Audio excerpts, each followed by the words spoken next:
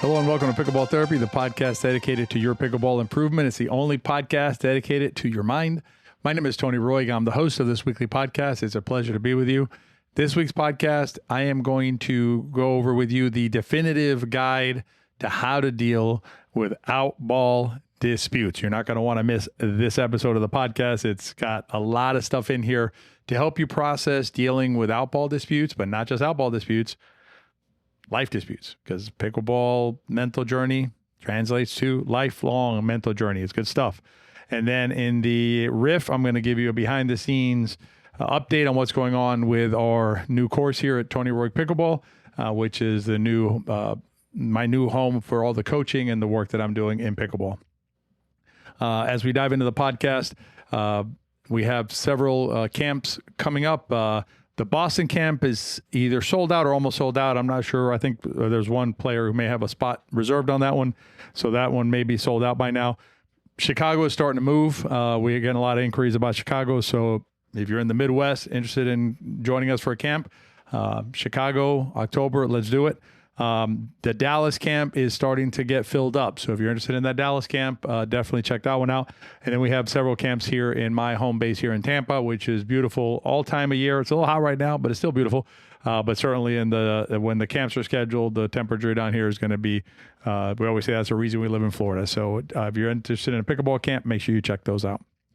All right, let's talk about outballs and specifically outball disputes. How do you deal with that when there's an outball dispute? And let's go ahead and set the stage. Let's make it spicy. Let's make it interesting. Score is 10-9-2. Your team is serving, of course, at 10-9-2. You got a volley. You hit the volley. Crisp. You love it. Everything's great. It's right there. It's right on the line. It's either, a hair's breadth in or a hair's breadth out. And your opponent calls it out. What do you do in that situation? How do you deal with it? What's the right approach? Again, you hit the ball, you think it's in or it might be in, but let's even go, you think it's in. You're 100% sure that ball is in.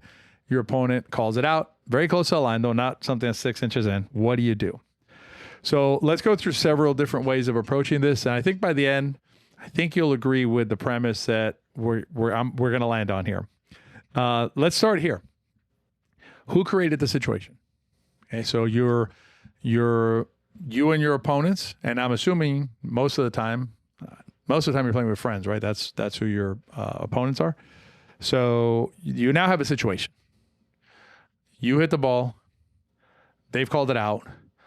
You don't like it. Who created the situation? The answer is you did. You did because you hit the ball very close to the line, one way or the other, inside or out. Could be in, could be out, right?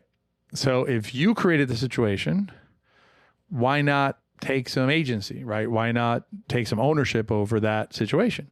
And when you think about it, when you think about it a little bit more broadly, right? You really put your friends in a tough spot, right? You hit the ball so close to the line that you're putting them in an impossible situation to make a call. And unless you think they're affirmatively cheating you, they're probably making the call. Actually, not probably. Unless you believe they're affirmatively cheating you, they are making the call the best way that they can, right? They are actually doing the best that they can in the situation that who created? That you created. So let's start from that premise, right? We created the situation. Maybe we shouldn't get all bent out of shape because we don't like the call at the end of the day. Another thing to think about here is, where's this conversation going? Right? Your opponent says, out. What's your next play? What's your next move? You sure? Or are you going to say, I saw it in? Or, okay, and then what happens next? Let's play through it, right? To just gameplay it a little bit. What are they supposed to say? No, I saw it out. And then what are you going to say? No, I saw it in. Right? Are you just going to keep going with it? You're going to escalate? Even if you don't escalate, what's happened already? The minute you challenge them, what happened to the temperature on the court, to the enjoyable time you were having with your friends out on the pickleball court? How's that going for you? Right? So just think about what happens when you initiate that conversation, what's already happened, and where are you going with it, right? How far are you going to go with it? Are you going to back down, or are you going to make them back down? Is somebody going to have to back down on this court, or else we're going to have, I don't know, fisticuffs, words? I'm not sure. So where are you going with the conversation? Next question is there enough writing on this? Like, is it sufficiently important to win this particular point, and in this case, this particular game, to create this unpleasantness on the court, to take a stand? Is this the hill that we're dying on, this hill right here, right now, in a situation, going back to what we talked about earlier, that we created, right? A situation where we put our friends in a tough spot. Is this the moment? Is this important enough to us to like spend that capital of ours and potentially burn a relationship, potentially definitely damage a relationship? Even if it's a small damage, there's damage. Is it that important? Is it enough writing on it?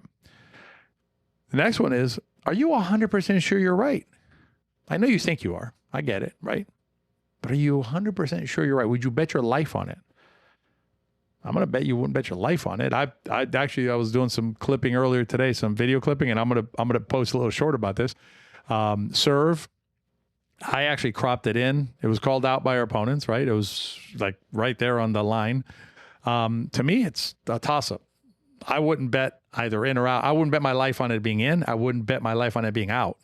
I don't know. And I cropped into it with the video tools that I have. I cropped into it. I looked at it. I mean, the ball's, if it's in by a smidge. If it's out by a smidge. And I wouldn't bet $1 on that call. And so, when you have these situations, again, that you created, that conversation not going anywhere except, negativity, are you even 100% sure that you're right? Tough one, right? And if we're going to be rule specific, right? Because I can hear some of the thinking already out there. I think I can hear thinking. All right. Some of you may respond to this by saying, well, those are the rules. The rules are the rules, and if it's in, it's in. It's out, it's out. Right? All right. If we want to play by the rules, whose call is it? What do the rules say about that? Who gets to make the call there?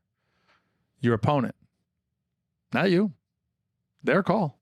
And remember, going back to the if you will, the original sin or the root cause, this situation was created by us. The rules say it's their decision what the call is. So, so that's another strike against against arguing. And then the last one I'll tell you is, let's flip it around. Okay. They're serving at 10-9-2. You're at the baseline. They hit the ball. You call it out.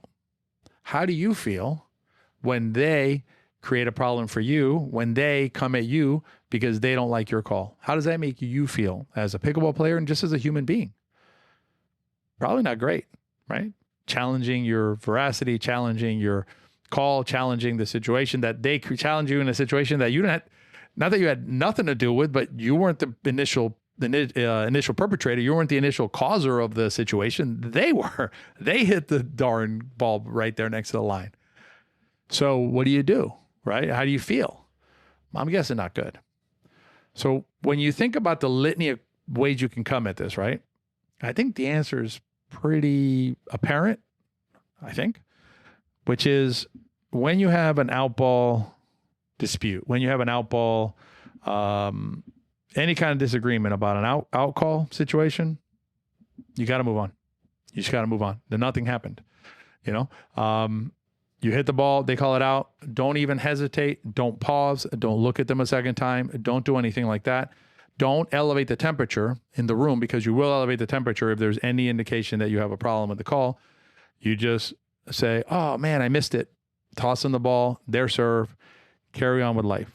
Do not get bogged down with these calls. It's just not a good investment of time, energy, friend capital.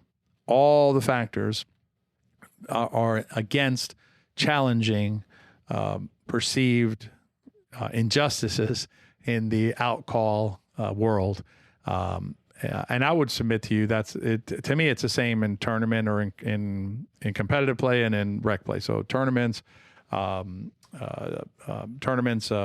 league play, things like that. Now, if you have a referee in a tournament, I have no problem with an appeal.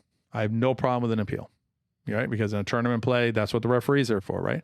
You make the appeal. The referee can't overrule it. Oftentimes they can't overrule it because they're looking at the non-volley zone line. you just move on, right?